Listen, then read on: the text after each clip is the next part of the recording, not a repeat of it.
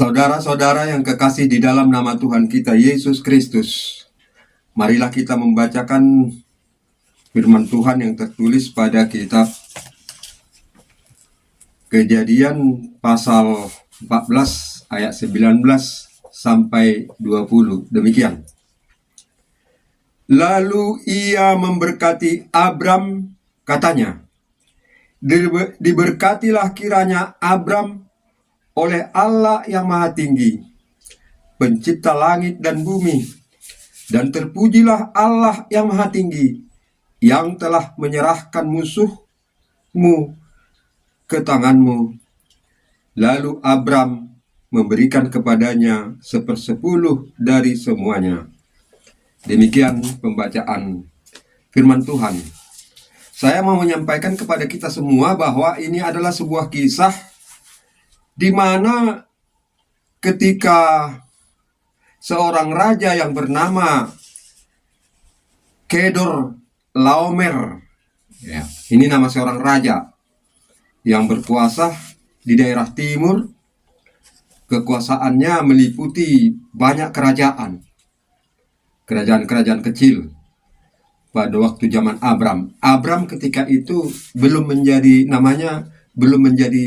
Abraham, masih Abram, sebelum dia bertemu dengan Tuhan yang mengganti namanya menjadi Abraham. Kisah ini saya katakan ketika raja yang berkuasa bernama Kedorlaomer memerangi bangsa-bangsa di timur, karena raja ini selalu berperang untuk menaklukkan kerajaan-kerajaan yang di sekitarnya. Ketika kerajaan-kerajaan di sekitarnya, kerajaan-kerajaan kecil itu dikuasainya selama 12 tahun, lalu mereka memberontak.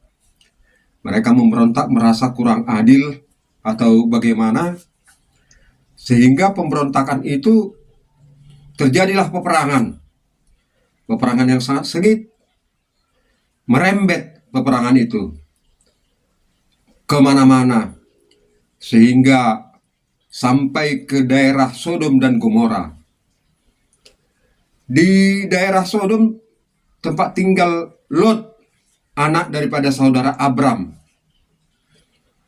Dan ketika raja ini, Kedorlaomer ini, menaklukkan semua kerajaan-kerajaan yang ada di timur itu,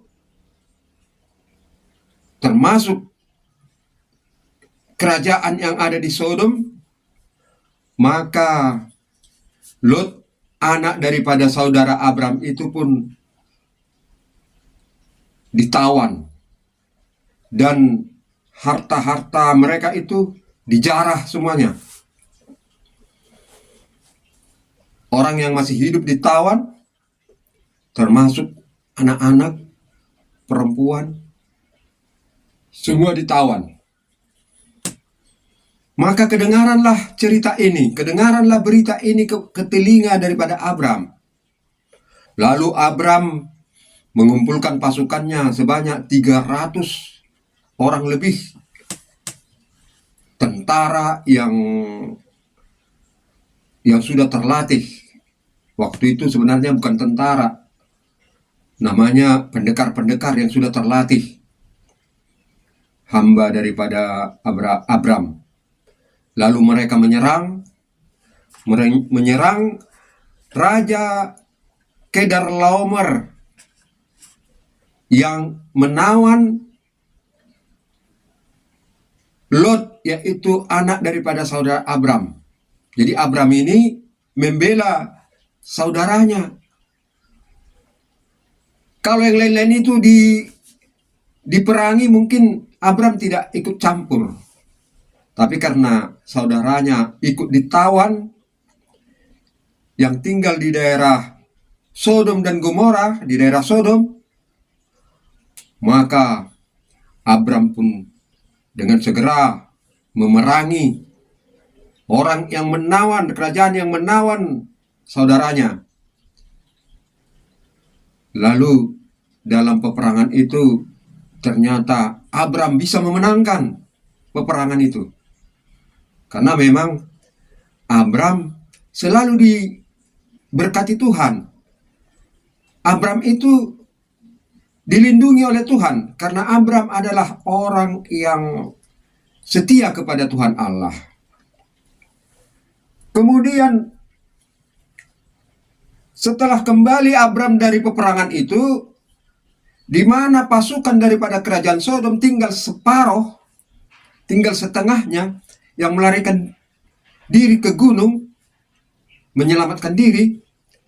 Lalu Abram kembali, dia pulang ke lembah raja namanya di sana. Kembali dia ke sana, lalu Raja Sodom menemuinya, menjumpainya. Telah terdengar ke telinganya bahwa Abram telah bisa mengalahkan musuhnya, maka Raja Sodom datang menjumpai Abram.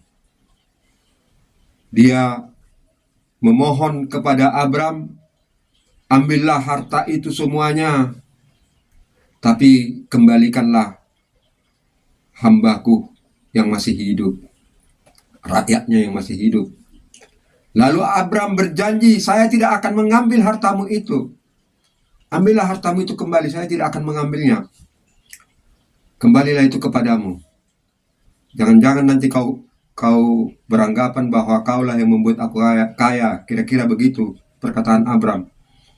Jadi Abram gak mau mengambil harta rampasan itu. Biasa di Timur Tengah kalau berperang ketika itu, harta daripada musuh yang ada itu dirampas. Apa milik daripada musuh itu diambil alih, dirampas menjadi barang rampasan. Itu hukum perang ketika itu. Dan kalau ada manusia diambil menjadi budak, begitu hukum perang di sana. Lalu Abram mengembalikan harta milik daripada Raja Sodom serta rakyatnya dibebaskannya, karena anak saudaranya yang bernama Lot pun adalah bertempat tinggal di sana. Itu dikembalikannya semua. Ketika itulah datang Melkisedek, Raja Salem, menjumpai Abram dengan membawa roti dan anggur. Dia menyerahkan itu kepada Abram, dan Melkisedek Raja Salem memberkatinya. Lalu Melkisedek, seperti yang saya bacakan tadi pada satu kitab Kejadian ayat 14, Kejadian 14 ayat 19 sampai 20, demikian saya bacakan sekali lagi. Lalu ia memberkati Abram. Saya baca dengan bahasa saya sendiri. Lalu Melkisedek, Melkisedek memberkati Abram, katanya, diberkatilah kiranya Abram oleh Allah yang Maha Tinggi, pencipta langit dan bumi, dan terpujilah Allah yang Maha Tinggi, yang telah menyerahkan musuhmu ke tanganmu. Demikian Melkisedek berkata. Lalu atas inisiatif Abram sendiri, tentu dengan hikmat kebijaksanaan yang ada padanya, yang datangnya dari Tuhan Allah, Abram memberikan kepadanya 1/10 dari semuanya. Semuanya ini maksudnya adalah apa yang diperoleh Abram ketika itu.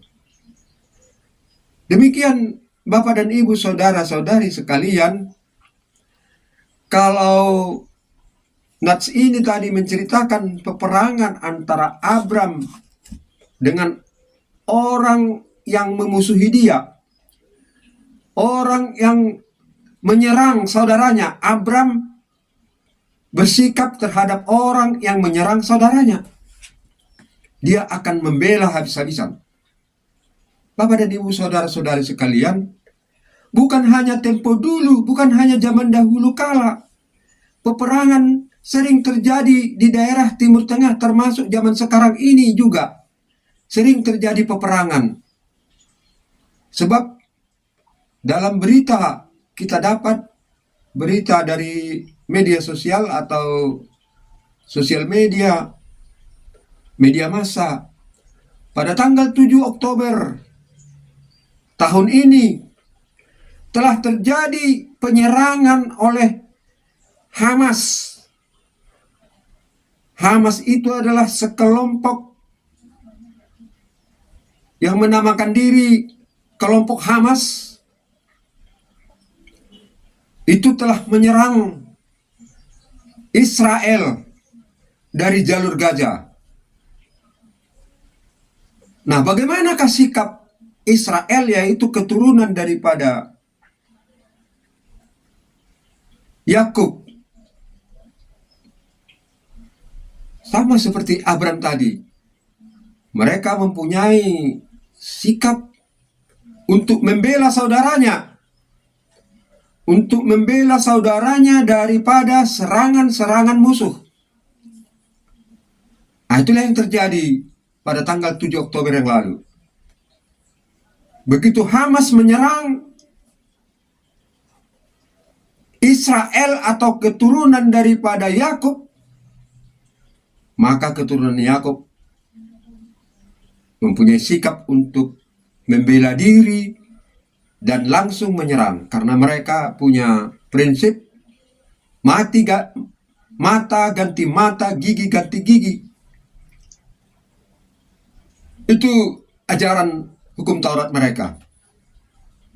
Itulah yang dilakukan, sehingga beberapa waktu yang akan datang kita belum tahu apa yang akan terjadi.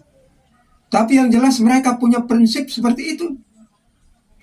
Setiap orang yang menyerangnya akan dilawannya. Dan mereka tidak mau dirugikan. Mereka harus memenangkan peperangan. Jadi kemungkinan sekali nanti jalur Gaza itu akan diambil alih oleh Israel. Mungkin mereka akan mengambil alih dan menguasai semua apa yang ada milik daripada yang menyerangnya. Itulah yang kita lihat sesuai dengan sejarah yang ada selama ini. Dan di dalam Alkitab juga sudah dikatakan bahwa Gaza akan dilenyapkan. Itu firman Tuhan. Soal bagaimana itu pelaksanaannya kita tidak tahu. Tuhanlah yang akan tahu. Semoga renungan ini bermanfaat untuk membuka wawasan cakrawala kita semua di dalam melihat bagaimana perbuatan-perbuatan Tuhan kepada bangsa-bangsa yang percaya kepadanya. Sekian, terima kasih. Salam.